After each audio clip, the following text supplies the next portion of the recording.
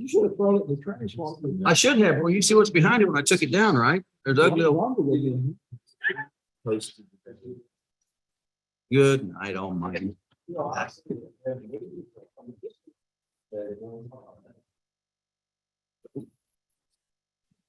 right, we're Very good. Very good.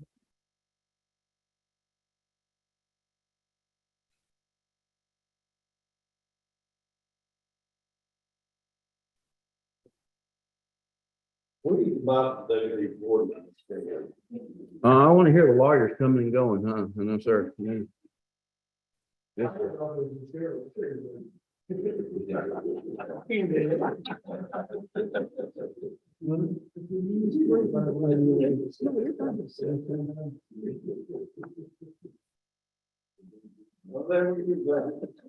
right, ladies. All right, ladies and gentlemen, at this time, we're going to call this regular meeting, the Hill County Commissioners Court to order this Tuesday, July the 26th, 2022. Let the record reflect this meeting was posted in accordance with Texas Government Code 551. There is a quorum of commissioners present and established, and it is currently 8:30 a.m. We are in the Hill County Courtroom, Harrelsboro, Texas. This meeting is open both to the public, in person and online. Did we have anybody sign up by 8 o'clock this morning? No, nobody signed up for public comment online, so I will give that opportunity here. But at this time, before we move forward, is there anybody here from the Hillsborough Ministerial Alliance? I don't see anybody here from Hillsborough Ministerial. Martin, could you give us an invocation, please? Dear Heavenly Father, we thank you for this day. We thank you for the opportunity to come and do your will. Bless this court and the things that we take. Help us with the budget. We pray for the people who are sick and having troubles right now. And also the people in Ukraine. We pray that can be avoided. In Jesus' name we pray. Oh, man, thank you so much. I appreciate that. Good, please, follow me and pledge the flag. I pledge allegiance to the flag of the United States of America and to the republic for which it stands, one nation, indivisible, with liberty and justice for all. Flag. The executive, one state, under God. Sorry, yeah, you know, Monday on Tuesday or Tuesday on a Monday, whatever it is.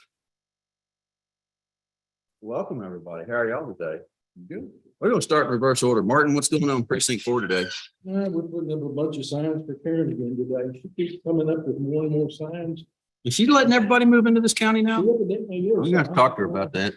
Yeah, we got some other signs, directional signs and Okay. stuff. We're working on. And now the state says we need to put delineators on all the bridges, so, Are they providing said delineators? oh no, for $18 a piece, they're not included. And they only want 4 to the bridge, so that's not bad. And they identified 25 bridges that they would like us to do that. I suspect everybody's gonna hear from them then, so. Oh, yeah, and then they said the next time they come around, we'll do for covers. So if we put delineators on every culvert, that's going to, I'll have to talk further about that authority, but I appreciate that heads up. well, that's my understanding. I mean, I don't try to outguess the state. I understand. What's going on in precinct 3 this morning, Commissioner? On that. Full tank moved yesterday, so let me know today. Oh, wonderful. A little further along, we want. Wonderful. It looks great out there. If you guys haven't been out there, I recommend you go see it. Did a heck of a good job. What's going on in precinct 2, Commissioner? Oh, it's hot. I've heard stories about this. Guys, yesterday, we were working on 1256. We got a little over a mile of this, trying to finish that chip sealing in. And usually we try to finish up by noon, 1 o'clock. We had to get a road finished up. 3 o'clock, and it was hot. It was hot. And anyway, it's, you sitting on top of the chip spreader at 103 degrees. Are you saying maybe a little less than desirable occupation at that moment? And, you know, the pool comes out at 135, 155 degrees, they're on top of that, so. They keep. They don't put I imagine so. Good night. Doing well. Try to finish it, we got a week or two to finish all that. What's going on precinct one, Commissioner? Oh, we need some rain, so we can grade some roads, not able to grade, obviously, because we got no moisture in roads, so we're dropping rocks and the roads we can drop it on. We got a bunch of paving to do around the lake, a bunch of, paving to do, period. But, Crumpton's got the distributor stuff, so he'll be through that, so once he's done, we'll take off and start running the paving and. Okay. So desperately. But we're right on him, but that's okay. Tom, what's going on in emergency management this morning? We saw fire, pretty much had fire about every day. Yeah, one this morning, 7:30 on the way in, listen to half the county called out. It's just hot, and it doesn't make anything to start a fire. We've been doing a lot of fire. And that drone there, getting access. The end of the fire. They were able to back burn it some. Keep getting all worse it was. I'm gonna tell you, this drone program continuously expands what we use it for. You know, first starting off finding folks and people that ran from us criminals and now fires. Just the ability to survey what's going on ahead is incredible. I appreciate you, especially and Chris Jackson, all you do for the county running those drones. So this new technology would, this sheriff, you can watch it fly. I mean, if the fire chief has a computer in his truck, they can actually watch it fly on the computer and see the weed. The technology is getting better. You know, it really gives a better for it. The other thing was, we had a meeting with our radio vendor last week. I had a meeting yesterday with next week. They have everything required. We're waiting on 2 small pieces. We're supposed to have it in on Friday. We're going to do an install next Thursday. Oh, wow. Once they get the install up, they will, engineers will come up and set up the equipment, start with the data. They anticipate that it will be staged in San Antonio probably by September. They need us to come down and get a few days of training before they bring it up and go live here in Canton. But as of right now, just to be perfectly clear, I mean, I know it's in the paper.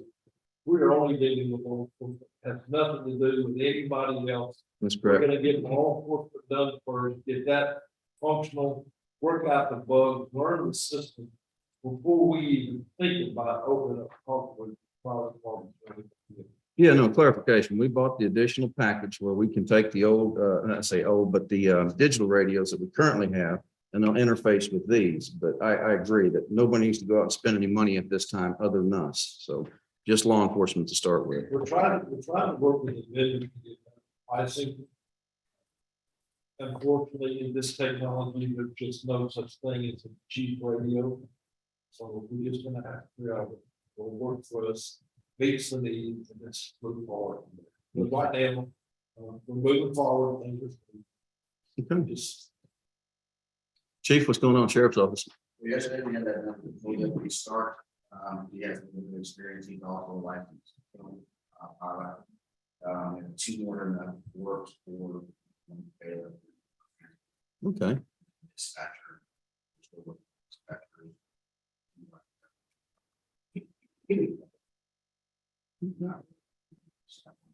Sounds good. Sounds good. Any other elected appointed official, constables, JP, anything you guys got to report today? Yes, ma'am. What's going on? It's Wednesday and Thursday next week, August the 3rd and 4th. All right. Just to let everybody know from this chair, it is budget season, obviously, but we will hold our budget hearings this year, not the first week of August, but starting that second week of August. We did it in 2 days last year. I presume we can do it in 2 days again this year. So our anticipated timeline at this point is to hold hearings that week of the 8th through the 12th.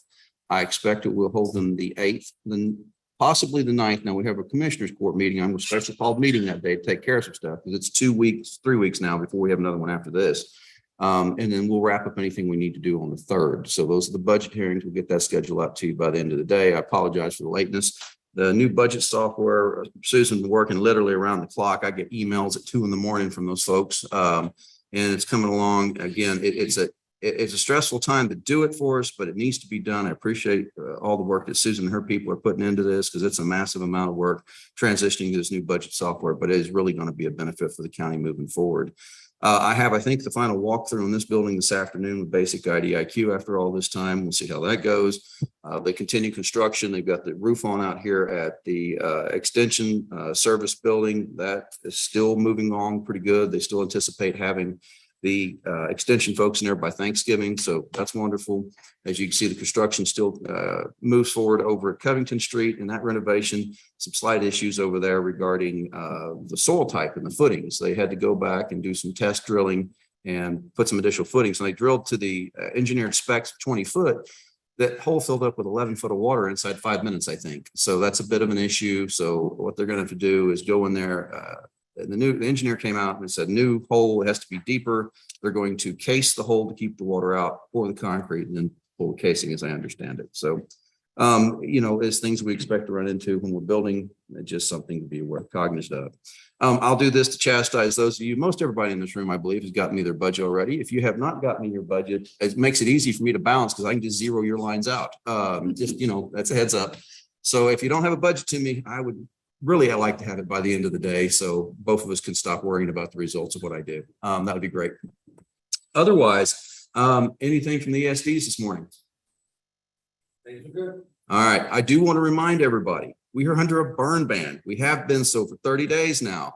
Please do not think that you can control burn because the things look right. Folks, most of the fires that I'm hearing on the radio, and I do monitor it, yes, as part of this job, it's happening between the hours of 4 in the afternoon and 8 o'clock in the evening. The humidity drops. They go out to mow the yard. Nobody intentionally setting it, but you hit a spark, a rock, whatever. You leave your muffler, you leave your car running on the side of the road, the muffler contacts the grass, you drive off, it can burn. It's just so easy to start a fire this time of year. The last thing we need is somebody going, oh, I think I could burn the trash. And it's don't. You're going to get ticketed by the sheriff's office. It's a violation of this court's order. So we beg everybody to be cognizant of the fact that it is super dry. We are under a burn ban for a reason. I hate these burn bans, but it's a necessary evil that we think we have to do. So with all that being said, I'm going to move right along. Yes. We need to make sure and understand this is a disaster permit and there are no disaster permits. You are correct, and I will clarify that. In disaster burn ban, there's no exceptions for outdoor burning. There's nothing. I mean, it is a absolute ban on outdoor burning. Again, it's a very stringent ban, but unfortunately, we're in the driest we've been. Some people say 11, some people say since 82, 83. It is not going to get better anytime soon. There's no chance of significant precipitation in the forecast at this time. We continue to see daily temperatures above 100 degrees in the afternoon. This is just going to continue to be a bad thing. So thank you, Tom, for that. All right. Anybody else for announcements, presentations? If not, I'm going to open the floor to open forum. This is your opportunity to address the court about something that may or may not be on, may not be on the agenda. That's right. Can't be on the agenda. If you would limit your comments to 3 to 5 minutes in duration, and as we respect you, please show respect to the court. We open the floor to anybody that wants to talk.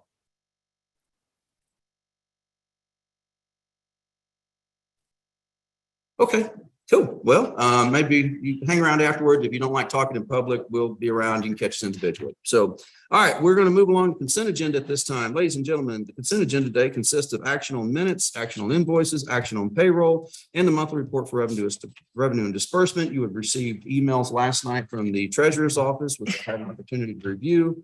If there is no objections, deletions, or whatnot, I will entertain a motion to approve.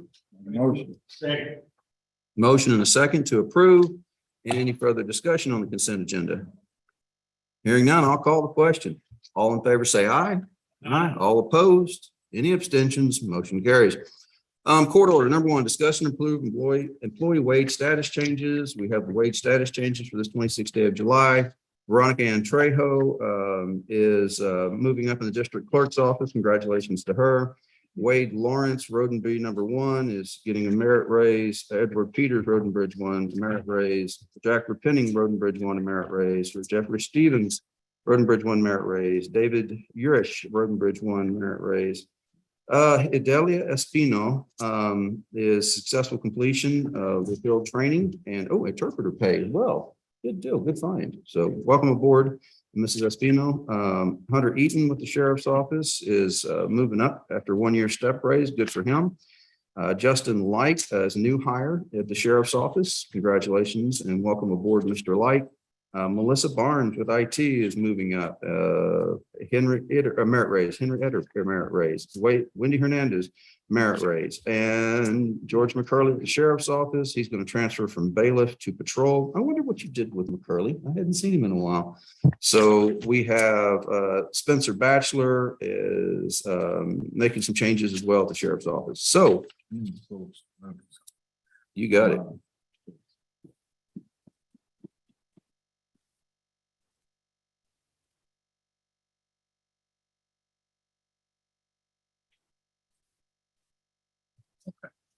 All right, so those are the employee wage status changes for this date. Any questions? Motion approved. Second. Motion a second to approve the employee wage status changes for this date. Is there any further discussion on this subject?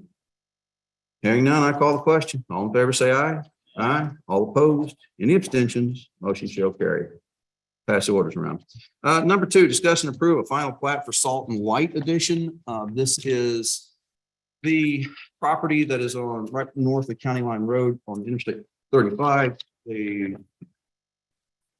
plat review committee is I had it right the first time, didn't I? All right. The plat review committee previously recommended this as a preliminary plat. The court has approved it at its last meeting, and now it's recommended to the court to approve the final plat of the Salt and Light Edition. This is no new roads, no new drainage, and it complies with all of our rules and regulations in regards to subdivisions. It's on the southbound lanes, southbound access road of 35, just north of the County Line Road. Oh. You know where that silver, Silver. that's part of it. Yes, sir. And the Cowboy Church was there, and that's where it's at. Motion and second to approve a Salt and Light final plat for lots 1 and 2, block 1. Is there any further commentary on this? Anybody got any more questions about it? All right, I'll call the question. All in favor, say aye. Aye. All opposed? Any abstentions? Motion shall carry. Gentlemen, I'm going to go ahead and pass this around because it's easier just to catch everybody at this point. There's a Mylar copy and 2 hard copies of this thing.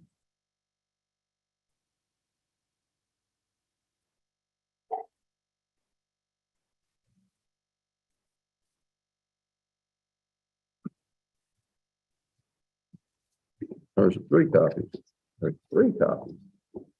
Guess everybody needs a copy.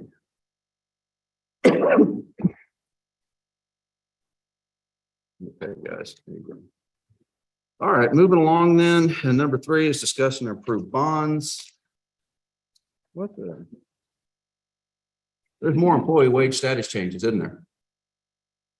I only saw one in the email, but I've got a separate employee wage status change item here as well, as opposed to the first one.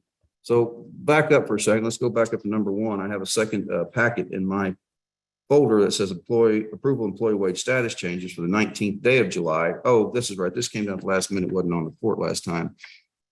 Suzanne Carroll, the district judge, is moving along. Wish her the best of luck as she finds greener pastures. Dustin Thompson, Road and Bridge 3 operator, merit increase. Lambert Dudick, Road and Bridge 3 merit increase. Cody Hawkins, Road and Bridge 3 merit increase. Charles Henson, Road and Bridge 3 merit increase. Anthony Holly, Road and Bridge 3 merit increase. Joe Rittenbaugh, Road and Bridge 3 merit increase, and Hannah Hill, district clerk, 2-week notice, and she's moving on. We wish her the best of luck in her future endeavors. Those are the rest of the employee and wage status changes for the state. Motion is second to approve. Any further commentary? If not, all in favor say aye. Aye. All opposed? Any abstentions? The ayes have it, the noes know it. For our bonds, going back to bonds, we have a bond this date for Pamela Ann Wardlow with the Hill County 66 Judicial District, and a continuation certificate bond for Carrie Price, also with CSCD, Hill County 66 Judicial District Court. Those are the bonds for your perusal.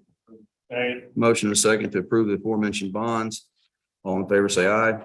Aye. All opposed, any abstentions, motion carries. Moving along, number 4, discuss and approve a proposal with Republic Services. You may have noticed that we've changed up the trash cans outside a bit. Due to construction, we've had a little more junk going into them, and we needed a slightly larger recycling trash can. We have people more cognizant of recycling. So what we have is a proposal from Republic Services, who provides our waste. And that is a 6-yard container for the recycling, and that's $179 a month, $179 a month. So that's what we're looking at as a change. That, by the way, that trash can is already out there. So appreciate your approval. Right. Motion and a second. Well, they said they needed a contract before they could do anything. Next thing you know, the dumpster showed up, and I'm like, do you really still need the contract? They were insistent. We haven't had a contract to get porta potties. I don't know that they don't trust the government around this place very much. You know what I mean? So anyway, all that said, since we've heard no objections, we called the question. All in favor, say aye. Aye. All opposed? Any abstentions? Thank you very much. Motion passes.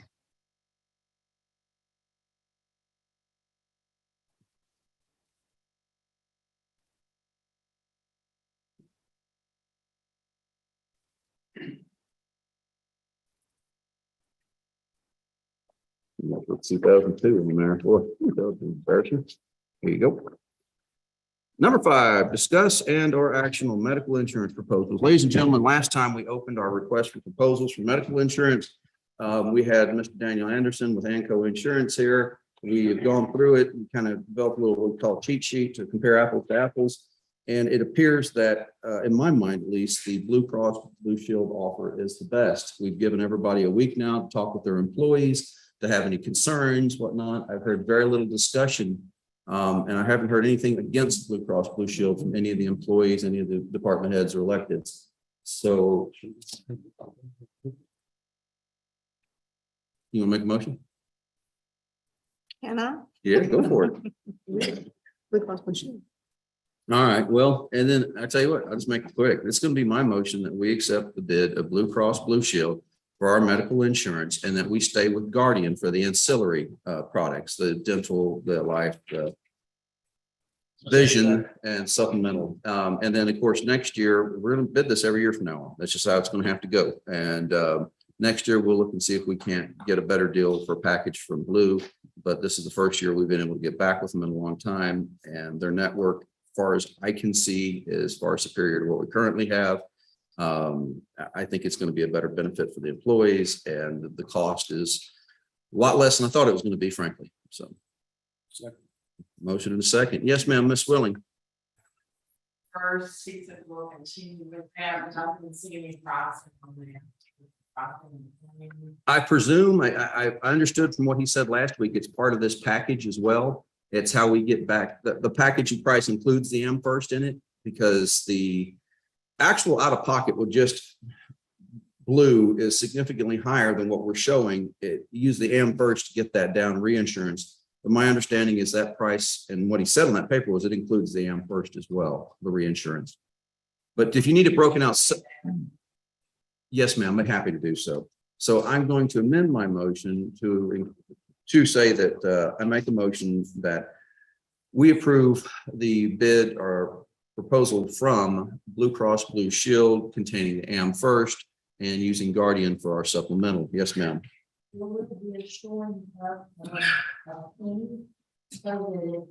It rounds to an even number, correct? I heard that last time, make the accounting easier.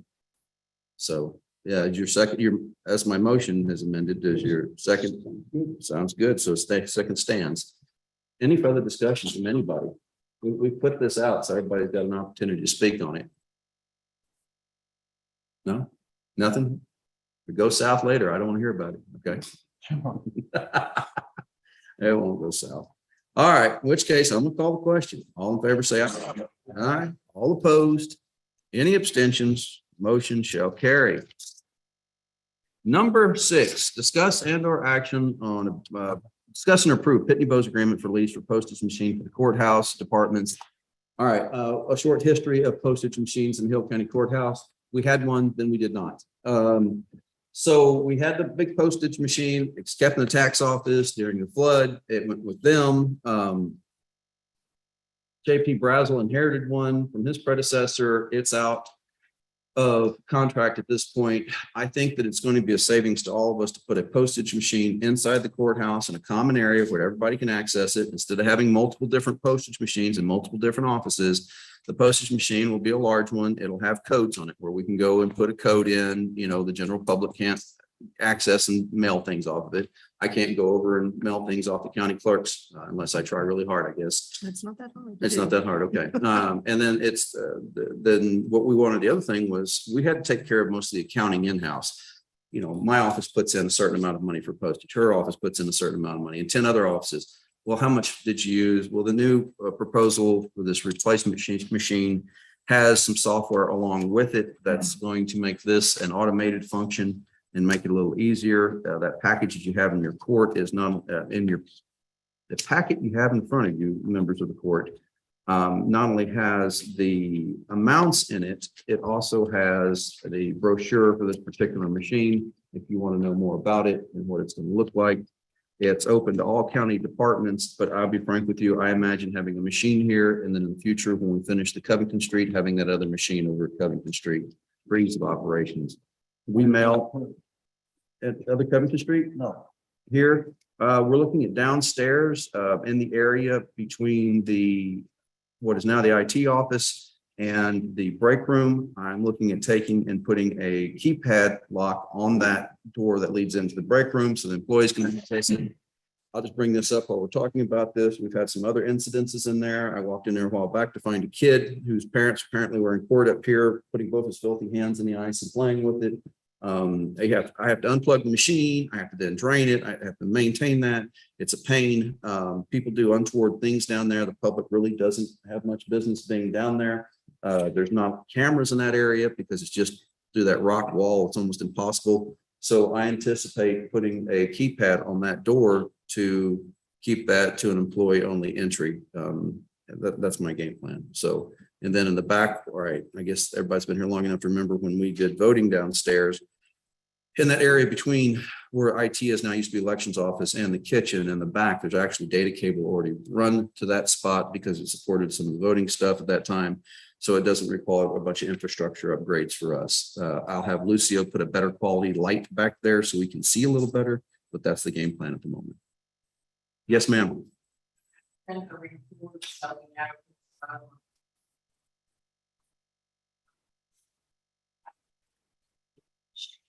My understanding is we're supposed to all have access to the software on the machine to follow your report, but as for who's going to print it and print it off for like everybody? Every year we need machine by department. That's a good question, Susan. I didn't anticipate it. I don't know who is going to do that. Forgive me. I know we'll all have access to it, but we can sit down amongst the group and talk about who's going to have the responsibility for printing it for sure. We just have not done so yet. Other questions? So if we still have money left over on the old machine, when will this start? So right now, that's something we need to talk about. We've anticipated this could start as early as the beginning of next month, maybe, but probably won't have a machine in time. So reality is probably September 1st. Shoot for September 1st timeline to be here to get everything worked out because next month is literally 5 days away. So I would say September 1st would be my ideal time, give us a little bit of time to do anything downstairs we needed to do and have those conversations regarding when you're going to turn in those annual reports that she requested. We could just transfer everybody's postage to the tax office. Whenever this gets started and give the tax office all the money that's in the machine down there and you give y'all a credit. It's a thought. And do it accounting. Do you need us to wait a week or two to act on this? We got a little time to work this out? Yeah. Okay. Okay, good deal. Constables use the machine that Chrissy has a little bit, some of them. Correct. See, that's my question is if somebody else runs out of money, is it gonna pull? That's what it does down there. Mhm. It pulls from the people who have money. And it pays Oh, for their nice. postage. Yeah, But you can't, right. you don't get postage on credit. That's not how that works. So I didn't know if it would stop if you didn't have the money in your account. My understanding is it's supposed to operate on only what your account has in it, Okay. because we're gonna have the key code. This is supposed to be more segmented. That's been the problem with that machine, exactly what you talked about. It's like one big pool everybody throws into, and it's up to us to kind of keep track of everything, which shouldn't be that hard, but it has proved to be an issue in the past, I'm hearing. So I'm hoping the software on this. Now, if we need to stay this for a week and we can come back to it in our next meetings and answer these questions, because I don't have the answers to every last one. Like I didn't anticipate the question, who's going to print off the annual report? And then, yeah, same thing here. I understand that you're not supposed to be able to do postage if you don't have money in I your think account, that's what Michelle said. because the pooled account no longer have that pooled account option that we're currently operating at, where everybody can just chop out of it. That's what was represented to me in my conversations with the district clerk. Yeah. So, again, think that's what so. I know. But I was going to ask the commission, on the constant stay with the tax on this machine. The reason for that is, once we get to Covington Street, we'll have access to it right there. We need that stuff. I'm good with that. Thank you, sir. Is it? What kind of jury today? Oh, that shouldn't be too rowdy up there then. All right. Okay, probably so. Make a motion, we do the postage. I have a motion and a second to approve a purchase of a postage machine for the Hill County Courthouse. And ladies and gentlemen, anybody that has any elected or appointed office that has a portion of one of these machines, will sit down, work out what you currently have, or maybe what you currently don't have, I can hear, and figure out how we get those deficits fixed and transfer this one to another. I will tell you, this is not going to be a priority this week, so I don't want a single phone call about when are we going to do it, when we're going to do it, when we're going to do it, because we have budget this week and we have proposed out by the end of the week. So no, I'm not going to answer. I promise. I'm just not. No. All right. So in which case then I've got a motion and a second to approve a agreement with Pitney Bowes for the lease of a postage machine for the courthouse departments. Any further discussion?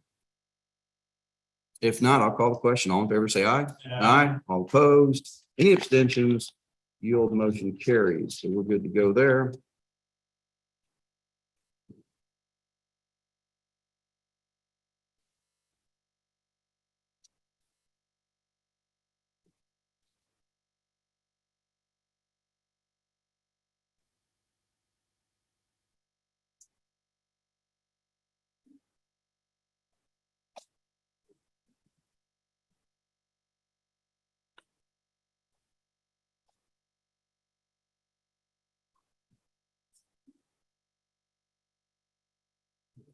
Okay. There you go, ma'am. Number 7, discuss and approve preliminary plat for Longview Creek Ranch. All right, we have in front of us a preliminary plat for Longview Creek Ranch. This plat has been run through the plat review committee.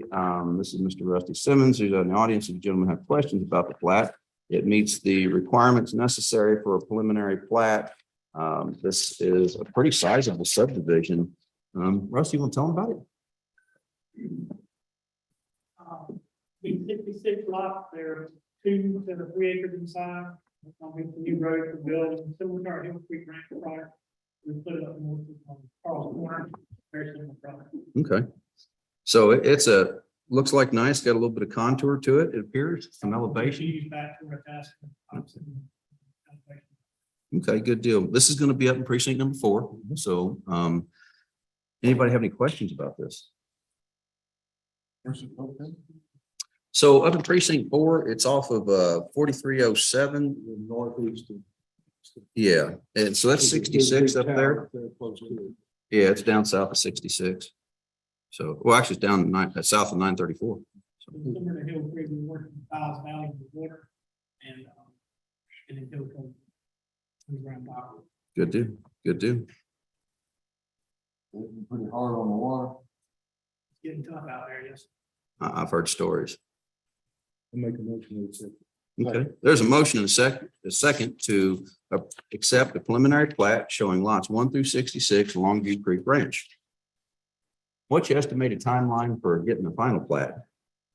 We need to, put our escrow account together. Yes, sir. We'll be doing that in the next 2 weeks. Okay.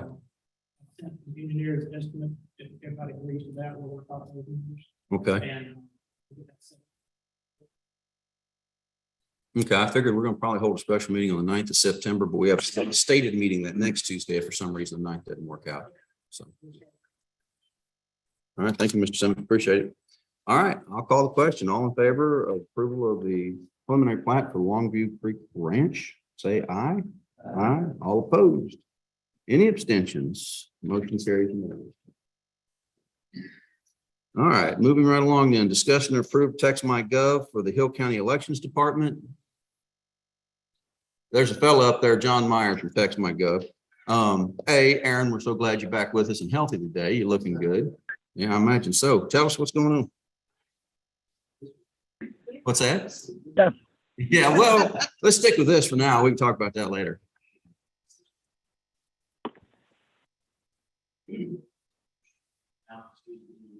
Freshman voters of the county, say you want to know what your precinct is, what location you have in the precinct. And it will test back the list of locations for you in your area. This last, I remember we had the bad weather force come through. We can send out notifications saying that we're closing for the day. That look at that a lot faster versus. Get there just to get around.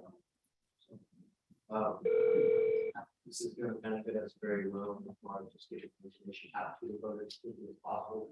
When we need to. Okay, what's the price? What's the price tag we're looking at on this thing? First year, the place is 7,000. Okay, that's what I understood. So you want Mr. Myers to say anything or? He's having some issues right now connecting the audio. Absolutely. I mean, if you'd like, I can give you a quick run through. Am I okay to share my screen?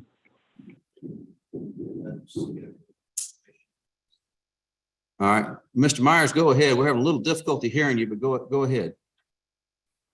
Yeah, is that a little better, or are you still having a little bit difficulty there, Judge? No, it's a little bit better, a little clearer this time. Gotcha. Yeah, absolutely. Well, let me hurry and hop in here and I'll share over my screen. I'll just give you kind of a brief overview of what we're looking at and kind of how we help out the elections departments, if you're okay with that. I'm okay with that. Okay. Well, we're just a quick company background. We were established in 2019. We've grown rapidly. We're about 400 agencies, quite a few elections departments. We're a texting-based platform that helps out the information, being able to get out to your guys' poll workers and communication, as well as being able to contact out to your registered voters. We only design for government and municipalities. And if you guys have your cell phones close, I'll have you kind of look it over. We've seen extreme growth over in Texas. Multiple counties use us for our elections I department. just want to let you know on our end, there's something overlaying your presentation. There's an open window or folder window that's overlaying the presentation on our end. Is that us, Philip? No. I didn't think so. Hmm. I'm sorry, not Let me us. see if I can fix that. Yeah, I know that there's a move,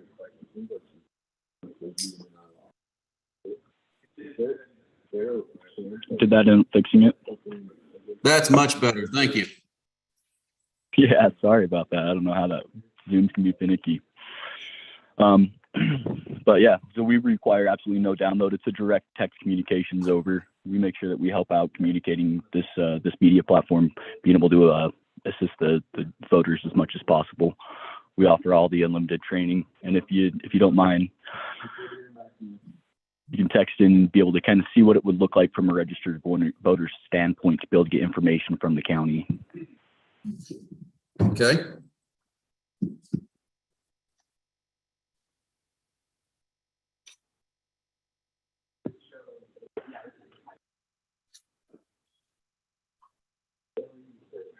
This just allows them to be able to obviously cut down phone calls during the election department, the election season. I know that it gets extremely busy, and so this aids in being able to pull off any communication issues that they'd have. It's immediate response with absolutely no need for you guys' staff to be able to be interrupted.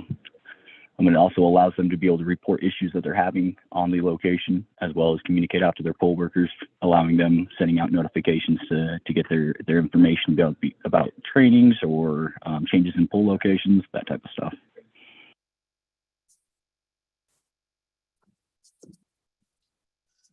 Aaron, Did how do everybody you, have an opportunity? go ahead, John. I was just going to ask it, did everybody get an opportunity to be able to text in accordingly?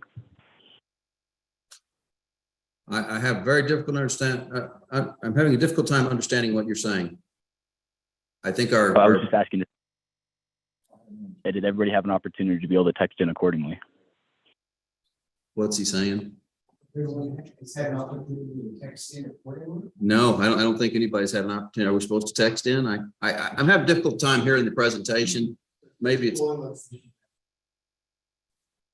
yeah, we during the presentation we've had originally, I got to do this. So, no, I tell you what, John, hang on a second. I'm gonna ask Aaron a couple questions. How do you see using this from day to day? How is this going to be implemented in elections? What's the rollout? The constantly calls, aspects. Now we have to have pre-location, we're not always in calls, so this makes it more automated for folks to have to just text in themselves, they're concerned directly back to them. Okay. Versus having, 50 or 60 voicemail calls coming back to the office, try to listen to them, and another one comes in and never. So it's just kind of streamlined where the information is to the voter in a quicker manner, even if we're not. So are we going to do like a media campaign rollout to let the public know about this option, or what are you thinking? We're putting it on the back of the voter registration cards next time, or?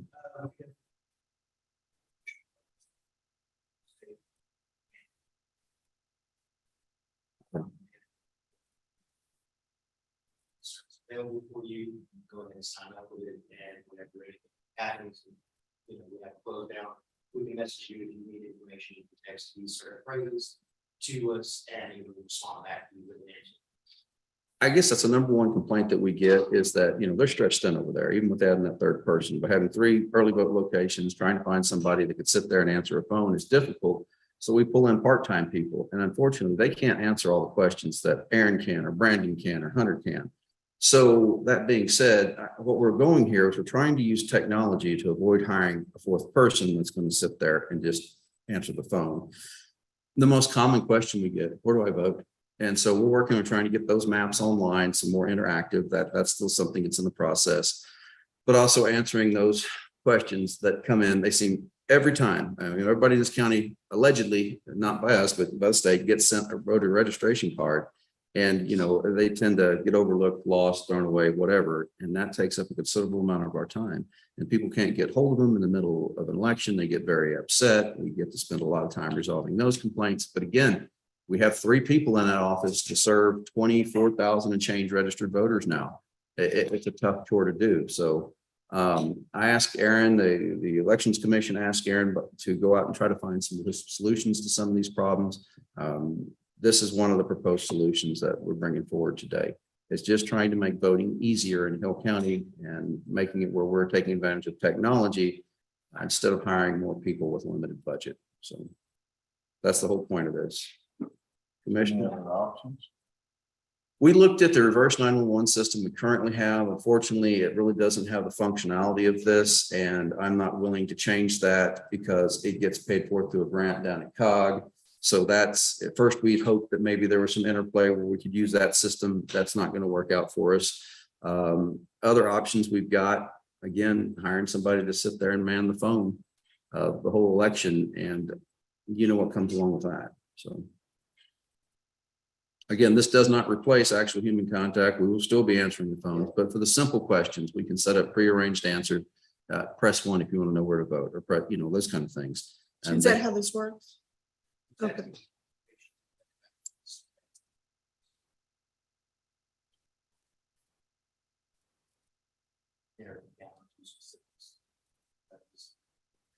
Like, can we text in my personal address and show up, okay, this is where your voting location is? Other questions? Concerns? General interest preference? Yes, ma'am. How does it get our phone number, or it doesn't really get our phone number? You have to register, the system in your audience. We had an issue, we fixed out, last method, we really do it. Then you don't have my phone number. And then we should be registered, so get it up and running. You come in, register with us, vote, we go ahead and make this service we have available. You would like to go and sign up, you may do some, just like you would like our emergency service thanks to the policies. So after that, you'll all make it. Yes, that's it. Yeah. It's been our experience with the alert and notification system. I mean, we get a lot of response. Usually when we have bad weather. No. Oh, yeah. But it's very difficult to get people to get them information out. I mean, we only have very, very small percentage of our population are that sign up to take a message. Because we send out a lot of information. If you opt into that information, we just don't blast, everything. It's a real challenge getting people to sign up for stuff. You don't have a way of pushing it out. It's gonna be a challenge. It will be, no doubt. And what? When you think of a typical primary election, we've got 24,200 and something registered voters allegedly now. We have maybe 15% of that shows up in a primary election. So maybe, yeah, I'm being generous. Yeah. So, yeah, it's the old adage, how do you lead? You can lead a horse to water, but you can't make him drink. We have requests for these kind of things, requests for communication, but it's a two-way street, so the best we can do is try and see if this works. And if we say after a year it doesn't work, okay, we tried, that's all there is to it. But I know the problem, we have onboarding people on the emergency management system, we learned some things from that, but it's going to take a sizable media campaign, getting it out in the paper on a regular basis, putting it up on our websites, making sure, like you said, when people come in to register to vote, that, okay, we have this option, or anytime they come in for any interaction with the elections administration office, that we have this. And hopefully the party chairs will be beneficial in getting it out to their people as well. But it doesn't work if nobody participates. But we can put the program in place, but I can't force participations. And yes, ma'am, Ms. Parker. I don't know the contract. I'm sure there is something we're going to have to go over from year to year, but I don't have that contract in front of me right now. Do you know the answer to that question, John? I missed the question. I apologize. I could not hear. The question was, does the contract auto renew, or is it every year we have to re-up? It's a 2-year contract initially, and then after that, it's year to year. You can cancel it within a 60-day notice. Okay, so we'd have to give it a 2-year trial run before we can say no. Oh, it So says if you it. put this in the paper, people see it in the paper, and they register themselves from home, or they have. There's a website they can go to. Providing they can fill it up. They'll either do it or not. Go there, Saturday, see me. Yeah.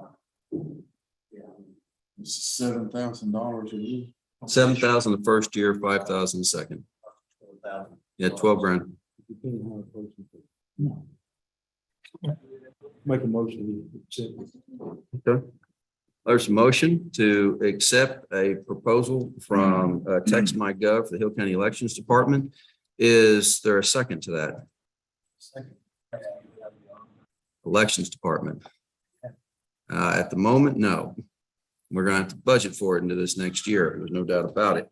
There are some funds, some Chapter 19 funds. He's going to go after reimbursement. Yes, ma'am, Susan, you were going to ask.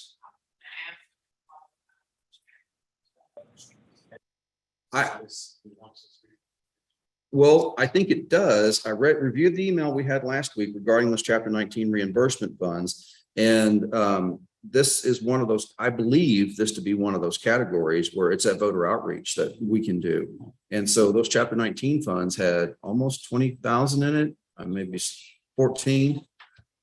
So we may have a place to pay for it out of those Chapter 19 reimbursement funds we get from the state. When will this start? When will this go in effect? Before the general election.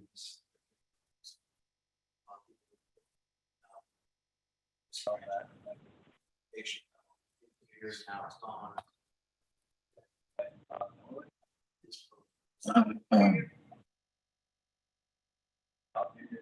Can we negotiate a year? To see how it's going. John? I'm sorry, I'm having a hard time hearing the question. The question was, there's some hesitation to sign a 2-year contract. Is your company willing to do a 1-year contract? It'd be something I'd have to present to the executives, but it'd be up for negotiation. What do you say? They had to present it to his executives, but it'd be up for negotiation. Yeah. What do you guys think?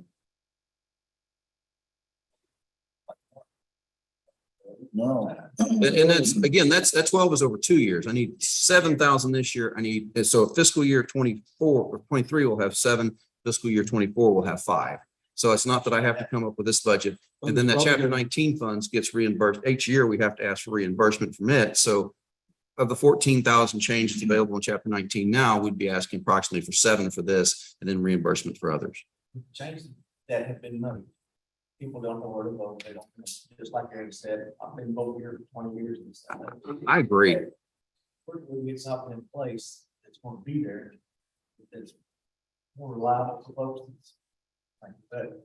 Well, I don't think you'll get everybody lined up the first year, so. No, So no, I no, no, think- no, yeah. I think you're gonna have to run it a few years to see if it works. Okay. I'm comfortable with 2 years. I wouldn't have brought it to you if it wasn't. We could, but we want to get it going quicker. They talked about that, yeah, that we could delay the onset of this, but I would rather start now while we got a few moments. But you know, Commissioner Hawkins points out a good point. When we did redistricting, it was necessary. But when we realigned the voting precincts, again, also a necessary thing to do. It just sowed a lot of confusion because those voting precincts have been what they were for many, many decades around here.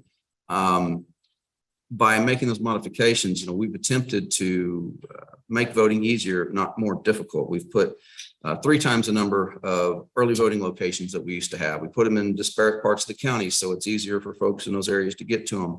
We've run media campaigns, we've done trainings, we've been in the paper, we've been on the radio, we've been online, we've put stuff on the website. Philip's helped out with that. Again, we can put out every bit of information. Somebody's going to miss it. So I can't plan for every contingency, but I can do my best to make sure that people have the information where they need to vote. Because the last thing we want to be accused of in reality is that we're trying to keep people from voting or whatever imagined voter oppression may be out there. That's simply not the case. We are simply trying to make voting easier and putting more tools in the hands of our election people. We've put more resources in that office. We put more people in that office. And instead of putting an additional person in this next year, TextMyGov is something we're hoping is going to help us shore up an area where we have some weaknesses in, and that's our communication front. And it's difficult to communicate when you only have 3 people, and during a 3-week early vote period, 2-week early vote period, they're all across the county. And we forwarded, when we went to voice over IP phones and Philip got that, we can now forward the phone so we can have somebody answer. We do pull in people during the election cycle as well to help out. But again, there's just some questions. It takes some time in country. It takes some time in that office to understand what the answer to that question is. And if we can pre-record some of those, some of the simplest, the ones we get the most office, take that load off, I think it's the way to go personally. So we've got a motion and a second to approve a 2-year contract for a total of $12,000 with TextMyGov for the Hill County Elections Department. So that's what's in front of us at the moment. I'm going to go ahead and call the question at this time. All in favor, say aye. Aye. All opposed? Any abstentions? The motion is going to carry unanimously. Thank you for a good discussion on this. I appreciate it. John, we look forward to getting started with you. Okay. You as well. Number 9, discuss an action on posting notice for proposed road change in Hill County to add a portion of Hill County Road 3436 to the Hill County Road Maintenance System map and set a public hearing on September 13, 2022 at 8:30 for consideration of the road change. Ladies and gentlemen, this short section of road is the last road in the unincorporated town of Irene that we currently don't do. We're already running a motor grader over there.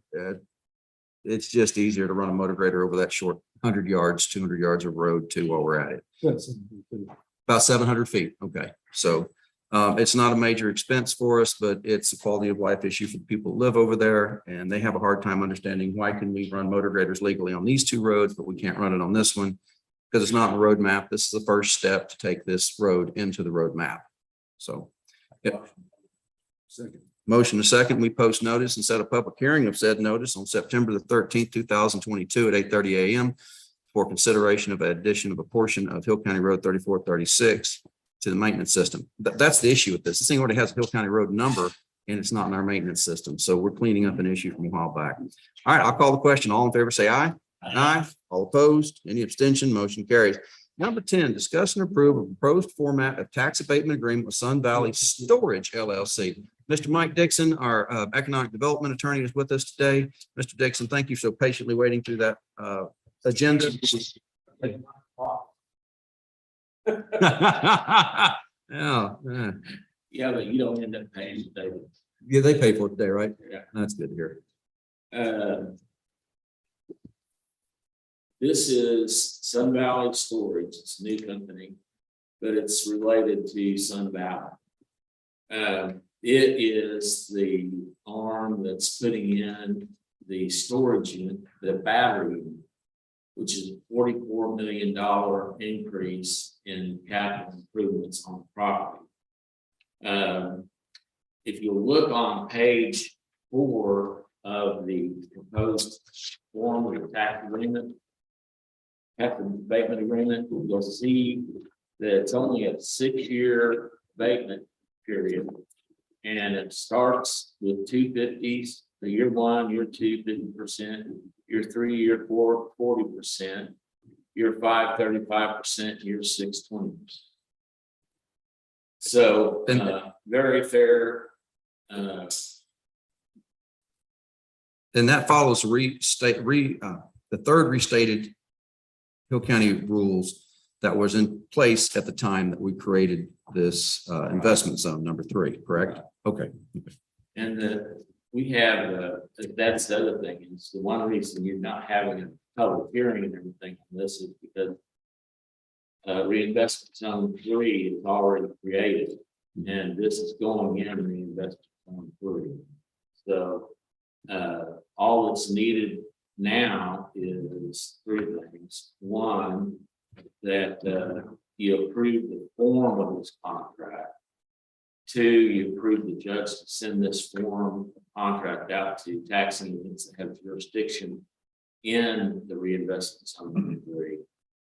And then we're going to post a 30-day notice, and on September 12th would be the final vote on the contract. So 30-day notice is to give notice to the public of what the deal is, how much is being invested, and who it is, and all that stuff. September 13th. 13th. September No 13th. problem, no problem. Oh, did I get that right on? It's correct on here. Okay. Yeah, no, we're good. September 13th. We'll better fix that on the calendar. Is the time to vote on the final contract. So again, today, it would just be to approve. The first motion would be to approve the form of the contract. The second motion would be to authorize the judge to send it out to tax. We're going to, if it's approved today, obviously, we're going to post this approved form, I guess, and the notice on our board. We're also going to need to put it on the internet. Is that correct? Right. Okay, we'll put it on our county website as well. You don't have to post the whole contract if you don't want to. You have to post the Notice. 30-day notice. Well, do we have any objection to posting this? I mean, on the website, it's easy to put it up. Yeah, that's So, fine. It's a matter of But transparency. the 30-day one has to be posted where you usually post. Yes. And Correct, not a problem. We can do that. And then we'll have to turn around this week and send out notice to all these entities that are, for example, ESD1, ESD2, the Abbott ISD, ourselves, along those lines. So, okay. Again, we do not negotiate on FM lateral, so there is no abatement on FM lateral. That's a straight $44 million. There are guarantees in this proposed tax abatement agreement that this project cannot be appraised at less than $44 million. So termination of the agreement. Yeah, there is provisions for actions that can be taken once it goes below a certain value. So trying to protect ourselves. Again, this is interesting. We've heard stories about folks wanting to put solar battery storage on solar farms to make them more usable. Obviously, everybody knows the grid in the state of Texas has issues, to say the least. And so whatever we're doing to help it out and help ourselves out at the same time, I'm okay with. So this won't add any additional solar panels though, folks. My understanding, this is a 5 or 6 acre pad site that's going to have something. No, you could probably talk to this. I don't know. Well, I'm hearing another piece of the meeting, but Okay. I am the construction manager for the battery storage unit range. Yes, sir. And it's 38 inverters, 30 battery batteries, and battery containers connected to the substation. These containers. Okay, these containers, do they kind of look like a shipping container or Connex box? Okay.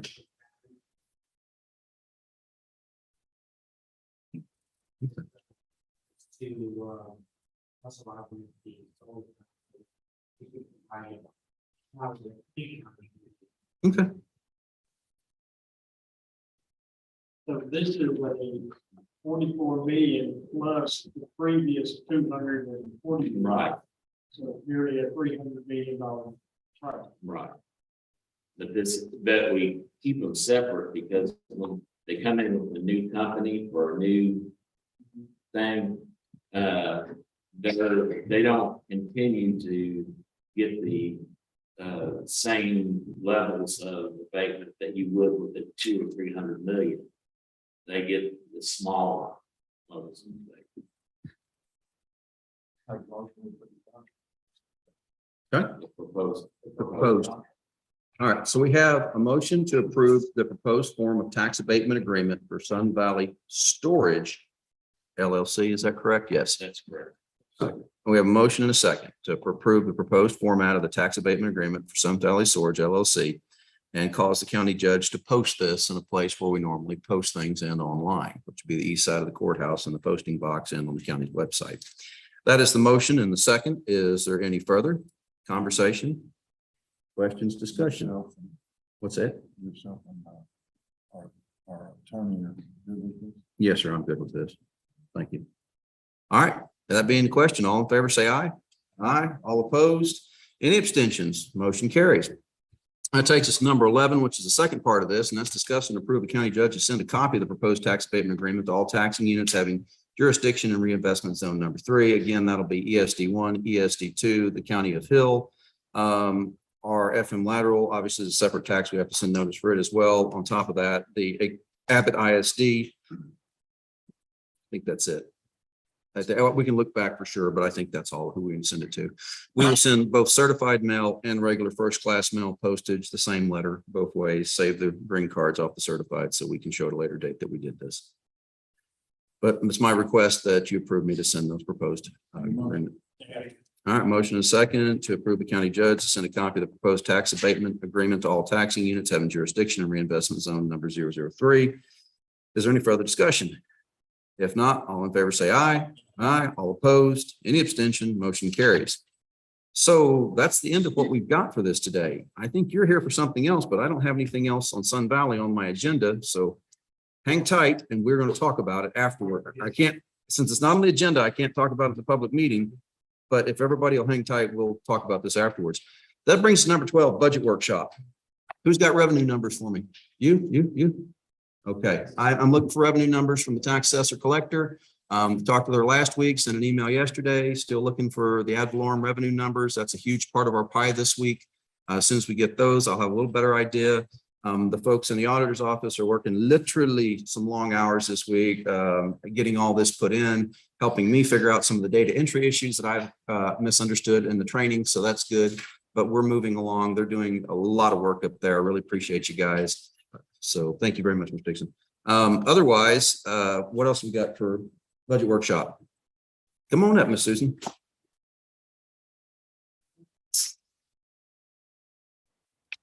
But your last night was wrong. I had been talking to Larry and Mhm. currently we have 2 road and bridge classifications.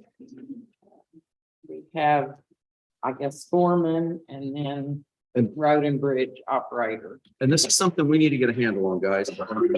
We've got different road and bridge employees with the same job duties, making disparate pay.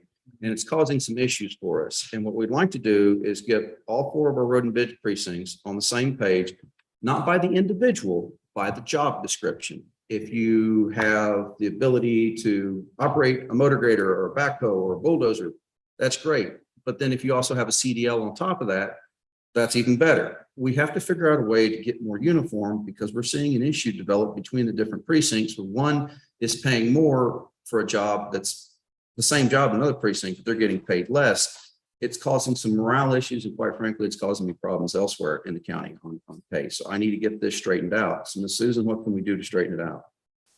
Well, I don't know. Can you settle on what is the new, I think some items to discuss? Or Mhm. is what is your minimum starting pay for any person? What would you like that to be? The sheriff has a minimum starting pay for a jailer trainee or a deputy trainee. I think we should set a minimum.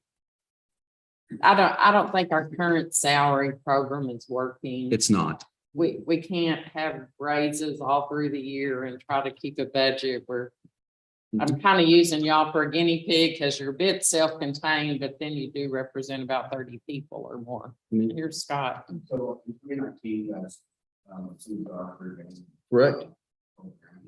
Made it a policy. Standardize everybody's pay. The problem we had, is we didn't have parity in, throughout the agency.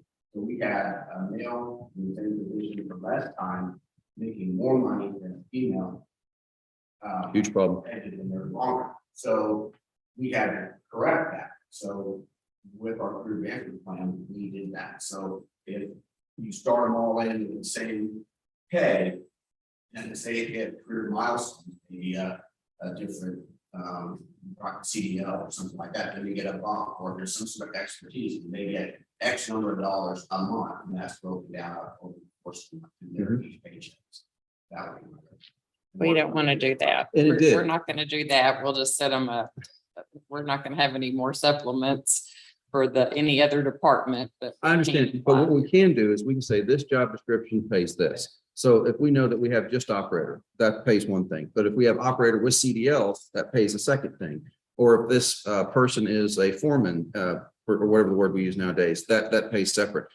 We need to do something similar. Again, the supplements is very difficult for us. I know it works well for y'all, but it's a accounting pain in the rear. But what we can do is we can set on an employee advancement plan that's laid out in job descriptions. We pay this for the swamper, the person that just drags a shovel around, but nobody has one at the moment, as far as I know. We pay this for this, we pay this for that. We need to get on the same thing. And as part of this conversation, there's no way in the time crunch I can do it before this budget year. Gentlemen, I want to budget and contract services, to bring somebody in here and help us figure out our payroll. That like Susan just said, our current payroll policy is darn near unworkable. It's, I know we had it for years. We've made some adjustments to it, trying to fix it. It's just a problem that keeps coming up, and I would like to see us finally address it. I'm not pushing to do it before this budget session is over. I'm not, but I want to budget for it this next year, put something in contract services, non-departmental, whatever, so that we can bring in a third party to help us do what we need to do. We're much better shape than we were years ago. Most everybody has a job description. I think if not everybody has a job description now. It's just we need to come across a commonality, classify that job description and help somebody put a value to it. Everybody thinks their employees are worth every bit of the money, and I get it, but we've got to balance that between Department A, B, C, 26 elected officials, multiple appointed officials. It gets difficult. We need an outside hand doing this. So as part of this, I think that we can handle the road and bridge in-house right now. We can do that during this budget time. But going forward, I really need to bring in somebody else for some other departments. I'm not saying I'm fine with the sheriff's department. That's good for now, but we need to figure this out while we're at it. Usually, road and bridge, it takes a training time. You can't start up here, you start here, and you try to work your way up. I agree. I've got two employees that have been beyond and above running the chip spreader and running the distributor trucks since Frank's been part-time retired. That Johnny has done a good job. He's my lowest paid operator doing a job of my other. Yeah.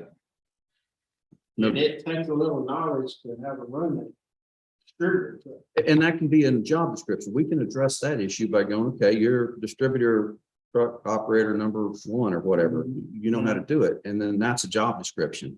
We can solve most of these problems about, hey, what is this person's value? Not as a human being, but as an employee, what is their value to us? And it's what skills do they bring to the table? And we can make this a little more uniform across the 4 precincts, make it easier on everybody. But more importantly, give the employees an understanding of how do you move up in our organization? Not just, hey, well, I like you, or just some people get that idea, but because look, this is a job description. If you want to move up in our organization, learn a new skill, bring it to the table. And when that comes open, we'll pay you accordingly for it. But right now they're kind of locked in because I've already gave them 6% back in March, trying to get them up. And now I can't give them another one till after the budget. And that's the big issue. There's so many people in this courthouse that can't give 6%. Heck, they can't give 3 in their office. And it's leading to some morale issues, guys. It really is. And it's something we have to address amongst ourselves because we provide an example and lead for the rest of this county.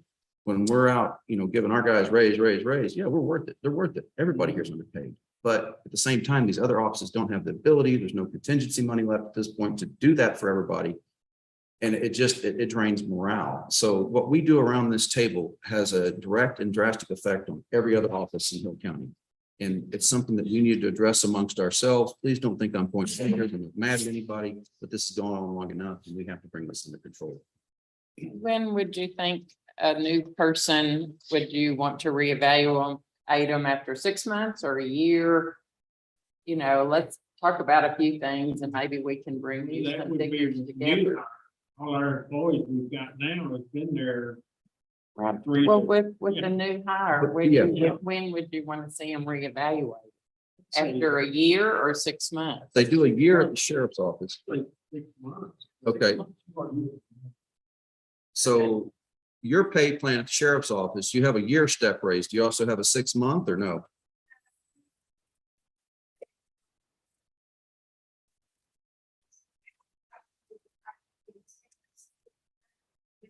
License and complete their field training before they get their first raise, which is typically right around 6 months is what we shoot for. Okay, so 6 months reasonable.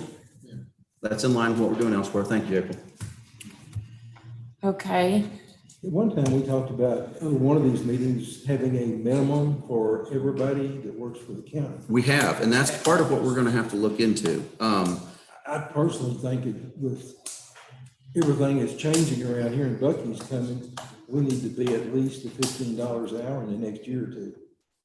That's reasonable. So right now, I haven't seen the revenue numbers, so I don't even know where we're at. And I need to have those by the end of this week. So I texted or emailed Chrissy again yesterday, and I've not heard a response yet. But I can't tell you exactly where we're going, but I don't think that we're going to have the revenue necessary to pull that off this year. Again, a COLA. Maybe not $15, but maybe. Well- I think some of the people here making in the $11 range. we have some lower outliers that need to be Raised. raised. Exactly. And that's, If we've again, got a floor, then I think right now, because I can't tell you for certain what we've got the funds to do, but right now, the COLA to bring everybody up 4%, 5% is what I'm shooting for. But again, that's 440,000 on current payroll.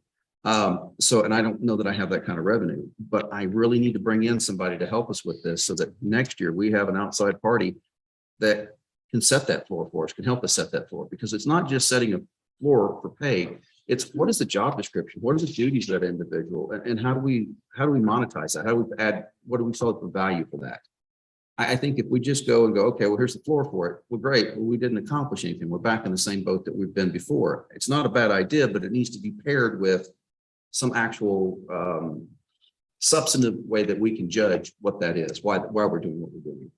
And that's what I want to do. So this is a process that's going to take several months to do. I just don't see any way to accomplish that inside of this budget time before September the 15th or whatever it is, we've got currently scheduled to get the budget put to bed.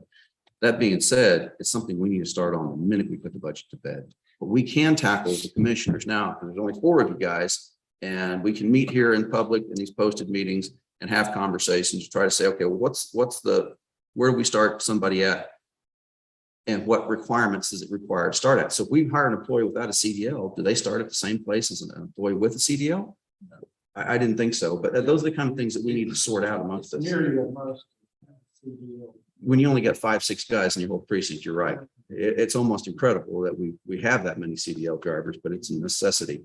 That being said, I think we still need a plan for, hey, if we got to hire somebody without one and get them up to speed, because we've had to do that before, haven't we? And so there needs to be a place in our schematic that says, okay, we've hired somebody that doesn't have a CDL. So no Just- CDL, then a CDL, then what other skills besides the CDL? What other skills did you? Yeah. Not everybody can run a motor grader, no doubt. That's a chore. And is there certain certifications we're going to have or a sufficiency test we're going to put them through with the motor grader?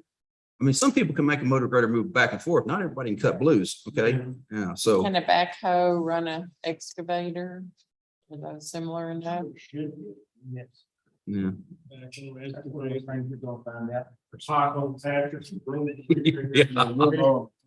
Greg, 20 seconds, you put them on there. No problem, boss. I've won with my whole life. Run So off what the cliff. other, Chipman Brothers.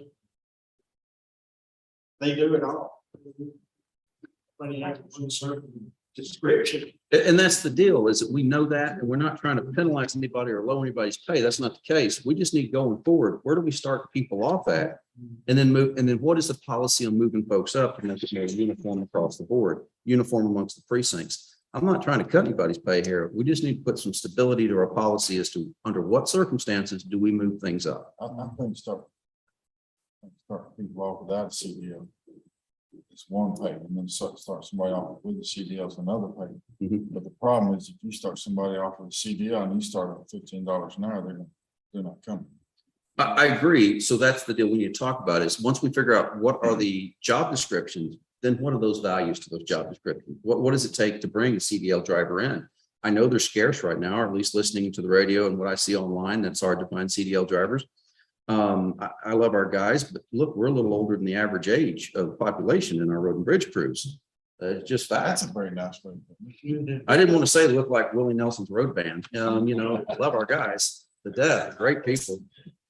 So We have the geriatric. crew. I mean, but at the same time, those guys are dedicated. They do, they go out all, you guys know, they go all day, all hours, night. They never say no to any trashy job we get.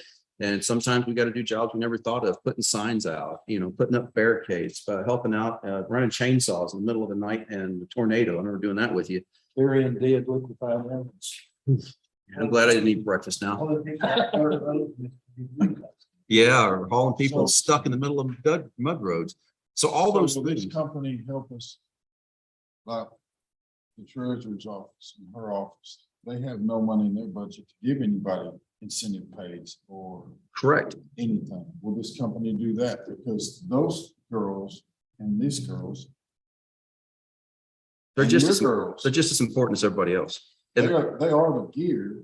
We may be the wheels, but they're. the gear. And that's the issue I'm pushing here. It's the reason we need to do this. And there's more out. You guys got budgets to roll over from year to year. The rest of us live and die out of the general fund. So there's no extra money rolls over to your budget. So we don't have the ability to do what you guys have the ability to do. And I'm not knocking it. I'm just simply saying it creates a morale issue when they can look at the 4 of y'all and go, well, they just raise their employee salaries anytime they want to. And I understand you can't. You've got the policy. You guys have all followed policy. I'm not saying anybody has. I'm saying the policy's bad and we need to deal with the policy.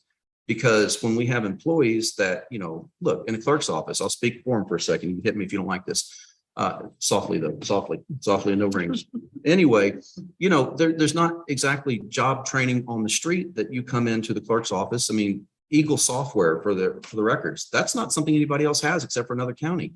And you have to train them on that. Probate administration. Oh my goodness, who knows that stuff? A couple of lawyers, maybe legal assistants. You have to train those folks. So we don't find those folks with readily available job skills. It's not like, well, somebody's a CDL will come work for us. You've got to pour a lot of time, trouble, and training into those people. Same thing with our financial folks and the financial software. It's no different. And we have an inequitable system where we've got people that are doing a lot of work for us, but there's no way to move their salaries up during the year. And then they see us do it around this table. I think, well, they don't care about us. And that's one of those employee retention issues. We have to show the employees that, look, we do care and we're trying to. May not be the best pay in Hill County because we're limited by what we can do, limited by tax funds. But we need to show that we're trying to do something to make it better. Stick with us. We're going to get better at this. Something with the four of us, all our guys generally do the same thing. Yeah, I think so.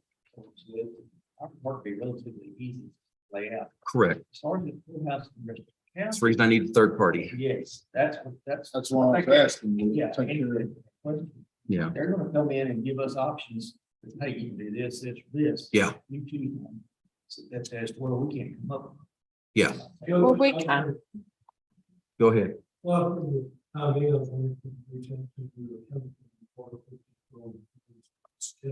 you see if they have something in place now. I will reach out to them. Their payroll is significantly more diverse. They don't hire, they don't play smackdown football. They don't play defense and offense. They got a guy that plays defense. They got to play at offense. They got a kicker. They got a punter. They got utility people. We got folks that do everything. So the job descriptions we've looked at so far are a little different. That's not to say that there's not another county in our shoes that's already done this. I haven't found it yet, but I believe in the case method, copy and steal everything. It saves money that way. So we will continue to look, but thank you. I appreciate that recommendation. You know, the commissioner above me is approved for 23 employees and his budget is more than all four of ours. Yeah, and that's, So you really can. it's exactly. So we have to do what's unique to Hill County, and that's the chore. You know, it's 254 counties, everyone's slightly different. Those counties that are civil service, I guess they're easier to operate, but they have the funding to do what they need to do. We need to come up with something here, and we can't let the difficulty of this task get in the way of doing it. We're just going to have to do it. Again, I think the five of us around this table can solve the issue that here, but for the other offices, I really need to bring somebody else in to help out with that. With our road and bridge budget is whatever it is, you know, we've got $4 or $5 million worth of equipment to try to maintain Mhm. and try to go out and buy $200,000 or $300,000 machine. You can't do it with what little budget we got. If it wasn't for disasters that we chase after to get where I'm at, that we'd still be in the hole. And you know, Bucky's, they post their hiring. We went to Virginia, we passed 2 Bucky's and they've got a sign out there. Their minimum job is $18 an hour. And when they stick that up, we're sitting here with the poor people making 11 something, that's not. It's not, and that's, And I mean, that's not a. yeah, it's not a a job knock. that you have to know how to work all these different computer programs. So I agree that we've talked about doing something long enough. It's now time to take action. So the twofold thing I would like to do in the next 2 weeks, get your guys, the 4 of you, solve this out amongst ourselves, what we can do. And then also during this budget process, I want to propose to put some money aside in contract services, non-departmental, specifically for the purpose of hiring somebody to help us with this process. Look, and here's why I think we need to hire somebody. We tried this a couple years back, 5-10 years ago or so, and everybody advocates for their employees. God bless them. I think that's great. You're advocating for your employees. But sometimes it's tough to see the forest for the trees when you're there. You need somebody that can stand back and objectively go, hey, I appreciate the fact that you're advocating for your employees, but this is really the job descriptions and this is what the market value is those job descriptions at. And it helps having those conversations, helps facilitate those conversations and understand, look, just because your person is allocated at less, that doesn't mean less as a human, just means the skill sets they bring to the table aren't as valuable as the skill sets brought over here. And once you get these skill sets identified, well, if they want to go get those skill sets, they want to get that additional education, then they can move themselves up the ladder. That's the second part of this. It's not just the pay, it's giving the employees a known process, a known how to move up in our organization. Because you can't keep somebody that thinks, well, there's no way for me to ever move up. There's no way to do it. I'm not going to get any better here. I think part of our employee retention plan has to be that we show the employees how you move up in our organization. I agree. I would like to say one last thing. I guess when I first came here, they had a very defined salary thing, which ours is more diverse, but it was like your higher pay, then you had a raise in 2 years. I mean, you got a significant step and then a significant step in 5, maybe, and then 10. Of course, the county's added in longevity, so that helps with that as well.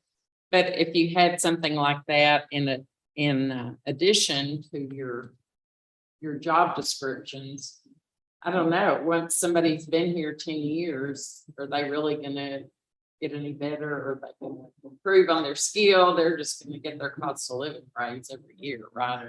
You know, I would have to say after 10 years, unless they did something super.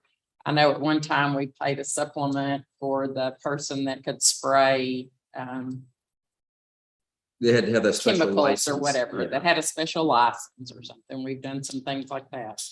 But I want you to think about that. You know, you say minimum starting 6 months, then maybe 2 years, they would be able to be bumped up another, or I'm trying to get some ideas from you to maybe bring something back to you to work with each other. So would you think like a 2-year and a 5-year and then a 10-year type deal? Does that sound kind of what you're looking for?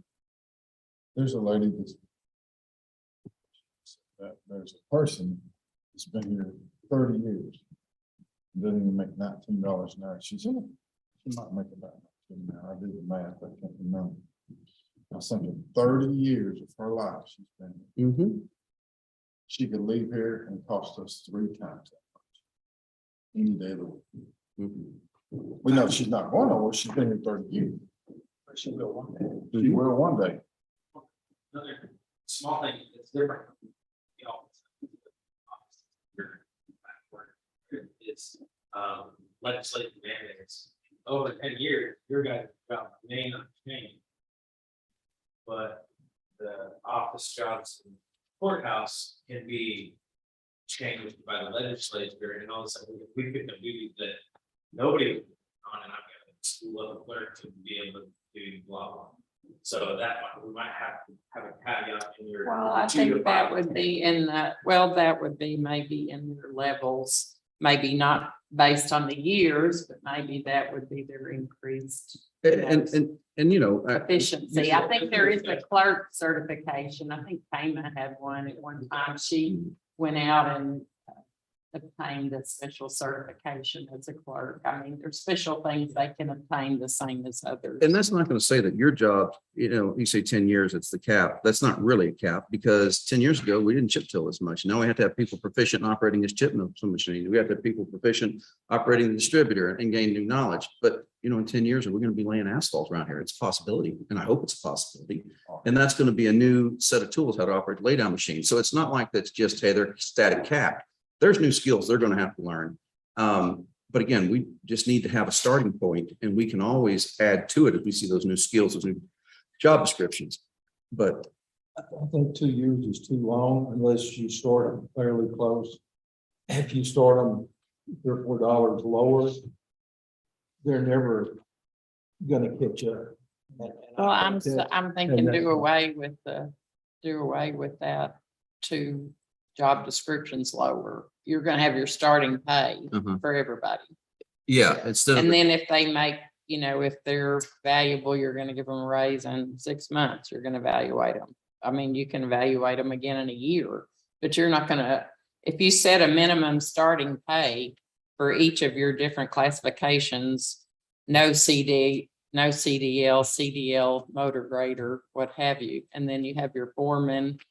It's another, people can be raised up to foreman, and they'll each have those different levels. But after 6 months, you want another, after 6 months, another raise, or? I'm not are you going to call it thinking 2 a years? probation. I think that's too confusing to have a pay scale for a motor grader or this or that, or whatever, because pretty well, our guys do a little bit of everything. So it won't be just for, it won't be like supplements. You have a base pay and a supplement for motor grader, supplement for CDL. No. We're saying an overall job description. Yeah, If your job description is, I don't know anything other than the English language, that's one pay. If your job description is, I know the English language and have a license to drive a truck, that's another pay. If your job description is, I know the English language, I have a license to drive a truck, and I can operate motor graders and backhoes, that's a third job description. That's a different pay. Okay. So it's not like we're saying that you're going to have a supplement for every one of these you add. No, no, no. It's an actual job description with a pay associated to it. So if mid-year guy comes to you and says, hey, how do I get my pay up around here? You go, well, here's this job description right here. If you learn to do this trade,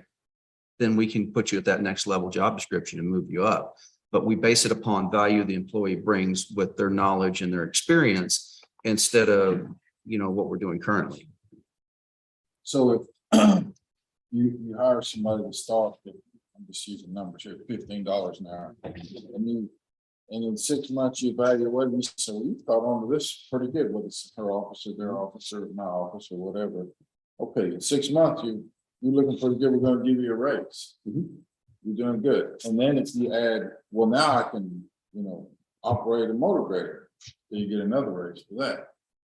It's kind of like a But merit. they'll kind of move across, instead of moving up the same channel, they'll move over and be Yeah, the yeah. higher pay. Mhm. I'll try Makes to put something together for y'all and shoot it out to y'all and just to give you some ideas and see where we could go with it. I appreciate And, you guys. working and with us the to rest of the fix it. courthouse, we have some levels.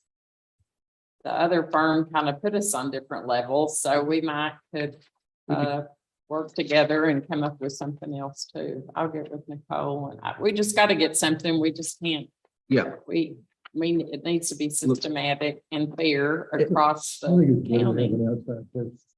I lean towards outside person for that, but here's the same thing. I'm cheap old German. So if we can do it in-house, I'd love to give it a shot, see if it's something we can do. I just don't expect all of that to get done before this budget, this fiscal year 23 budget's put to bed. I know how much work we've got with everything else. I think though that after that budget comes in, that's something that we can start on the rest of the courthouse. But I believe we have the ability to fix this right now. Because it's the four of us, we can either agree or disagree, and we can come up with a conversation and do things. Thank you, Susan. I appreciate that. Anything else for budget? Budget workshop. The time of the year where I learned the word no again, so, all right, well, if there's nothing else for budget workshop, we continue to move along. A lot of data entry, a lot going on. If you call or come by and I'm not available for you, don't take it personal. I'll get to you next week when we've got the budget, the pros budget put out. So otherwise, I have nothing else for you guys today. Make a motion, adjourn. Motion a second, we stand adjourned. Thank you for your attention to these matters. You gonna listen to him?